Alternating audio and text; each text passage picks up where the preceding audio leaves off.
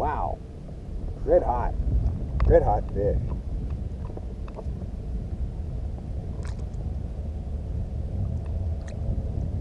Taking some hot runs, man.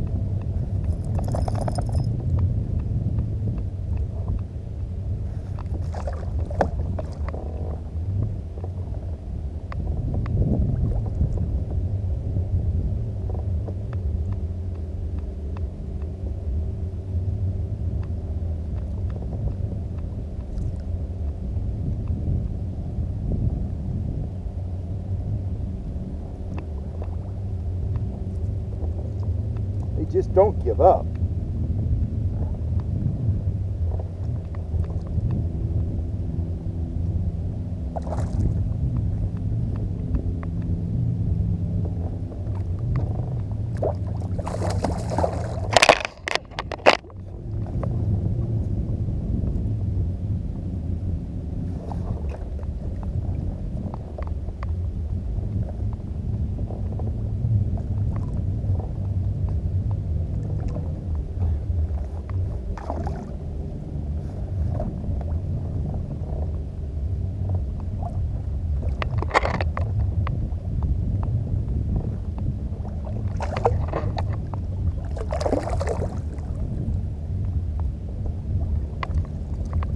Fine.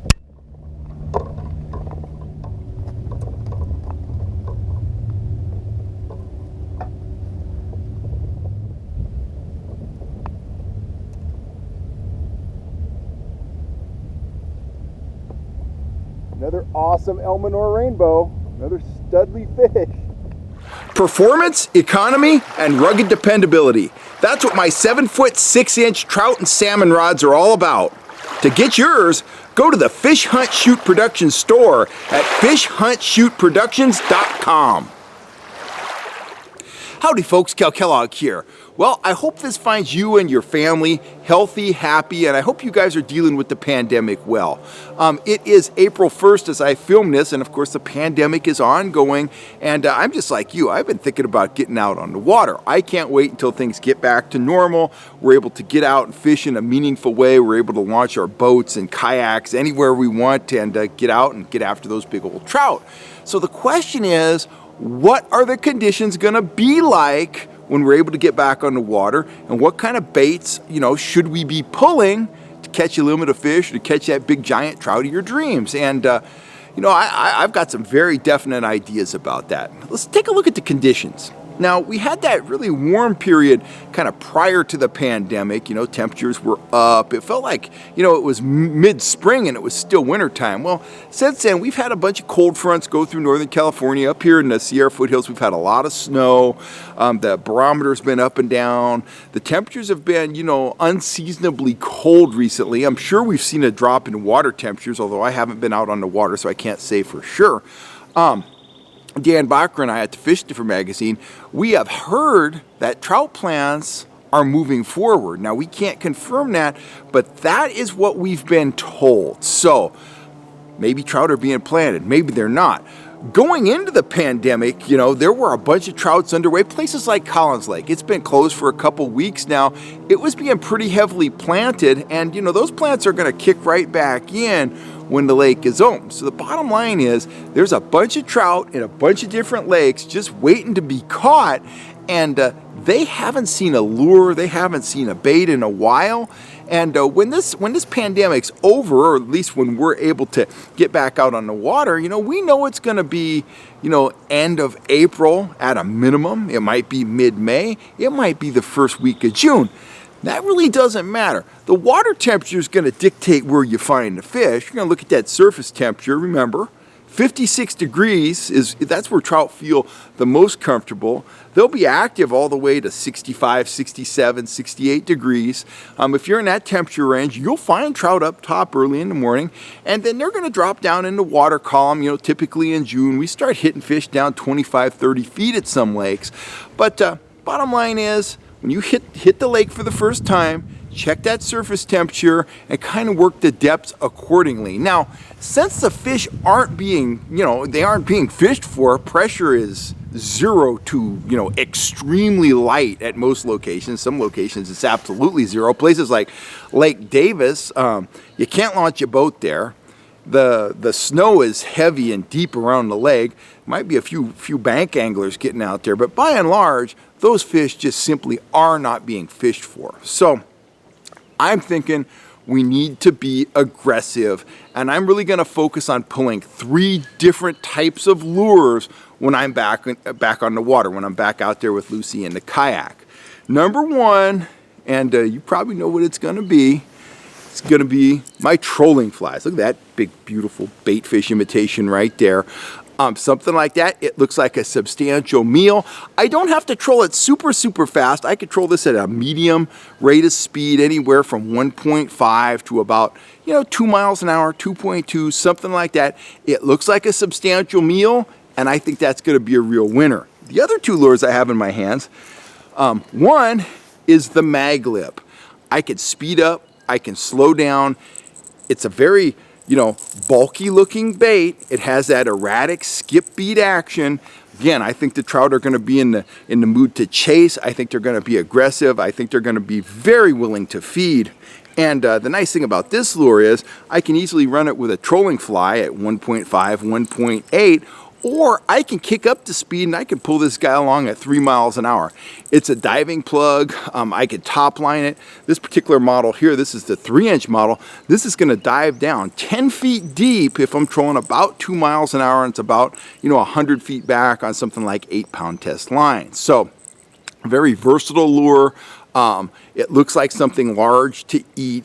It puts out a lot of flash, a lot of vibration, and it's going to pull those aggressive trout in from a distance, and they're going to see a big meal and they're going to whack it. And you guys probably know, you knew what the fly was going to be. I'm a fly trolling guy. I love the mag lip, but you probably know what this one's going to be too. It is my speed spoon, and it doesn't have to be one of my speed spoons. Really what I'm talking about is you want a large spoon that you control aggressively. And now personally, I'm biased, I own that. I don't think there's any better spoon for speed trolling than my speed spoon. But your mileage may vary, but the big needlefish, big Castmasters, half-ounce humdingers, crocodiles, all that kind of stuff, the large speedy shiners, all that kind of stuff that you control in that 2.5 to 3.5 mile an hour range, stuff that you can cover a lot of water with.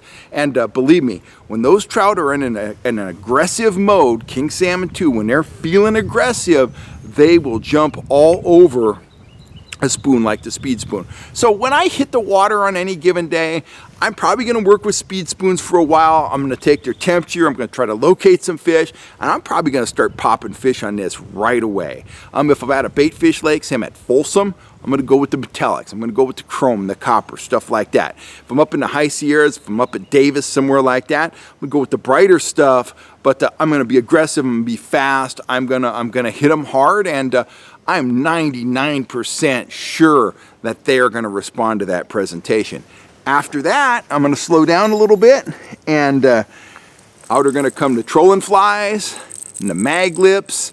And honestly, I'm probably not going to have to go any deeper into the tackle box than that. Of course, I'm going to hit the water with all the stuff that you usually see me fishing. I'm going to have my grubs. I'm going to have my gulp. I'm going to have my Dick Knights, my night crawlers. What would a trout fishing trip be without some night crawlers stashed in my kayak somewhere? Because, I could be wrong. It happens. I might get out there. They might be lethargic for some reason. And I might have to put on that night crawler. I might have to slow down to 1 mile an hour to save the day. But my gut is telling me that these fish are going to be aggressive. They're going to be feeding. They're not going to be spooky at all. And we're going to be able to use the big baits, the large presentations. We're going to be able to be aggressive, get in their face, and they're going to respond to that. They're going to respond to it for a couple weeks, maybe a month. Remember, figure out the temperature. Trout are driven by temperature. Figure out the temperature, find some marks, find some fish, be aggressive, and I guarantee you, you're going to be yelling fish on. That's my plans for when the pandemic's over. And I'm gonna be hitting places, my usual haunts: Shasta, Davis, Elminor. I'm looking to go big. I want to hit Frenchman's. I am itching to catch trout. The last trout I caught was up at Rollins Lake. I think I caught the last trout at Rollins from a boat. As far as I know, I was the last guy out of there when they closed the lake. So anyway, I will see you guys out on the water. If you're looking for trolling flies, rods, speed spoons, all that kind of stuff, you know where to go. Go over to the Fish Hunt Shoot Productions website and check out our store.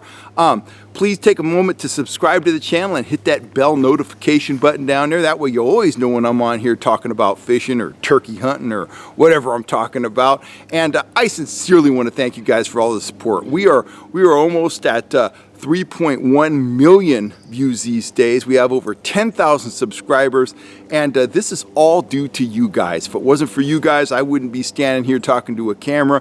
I'm glad you guys are enjoying the content. We have big plans for the coming year. We want to keep pushing out as much content as possible. We want to get Wes in front of the camera more. I want him out there fishing. We actually had a phone meeting about that today. So we got a lot of good stuff going on here on the channel. You guys just focus on staying safe, staying healthy. We'll all get through this pandemic, and I will see you out on the water. I'm Kel Kellogg, guys. Have a great day.